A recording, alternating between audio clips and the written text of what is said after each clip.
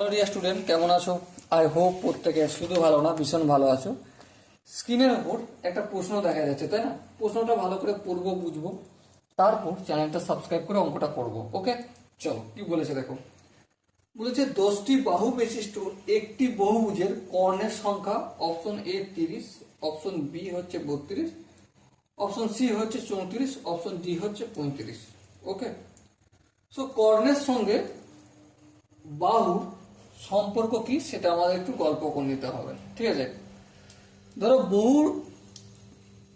বহুভুজের বহুভুজের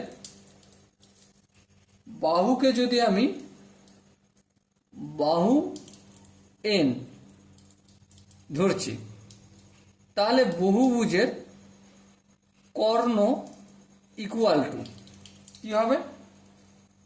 n into n minus 3 divided by 2। কি formula লিখলাম? এই জিনিসটা আমাকে একটু মনে রাখতে হবে। কোনো সুষম বহুভুজের বা এমনি বহুভুজেরও বাহু ও কর্ণের মধ্যে সম্পর্ক কি?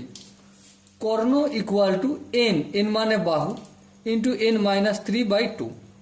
তাহলে যদি তাই হয়, এখানে বাহু কত বলেছে? 10 বলেছে। সূত্র অ্যাপ্লাই করব। কর্ণ সমান লিখছি 10 into 10 minus 3 divided by 2। 2 1 2, 5 2 10। So কি পেলাম? 5 গুণিতক 10 থেকে 3 বিয়োগ করলে 7। তাহলে 5 7 35টি কর্ণ। তাহলে কটি কর্ণ পাবো? 35টি কর্ণ পাবো।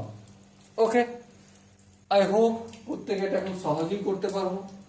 যদি কোনো জায়গায় ডাউট থাকে বা কনফিউশন থাকে, তাহলে অবশ্যই আমরা কি করব? সেই ডাউটটা কমেন্ট বক্সে জানাবো। ওকে, সো ডিয়ার স্টুডেন্ট, দেখা হচ্ছে পরবর্তী সেশনে। ততক্ষণ পর্যন্ত ভালো থেকো, সুস্থ থেকো এবং জয় হিন্দ।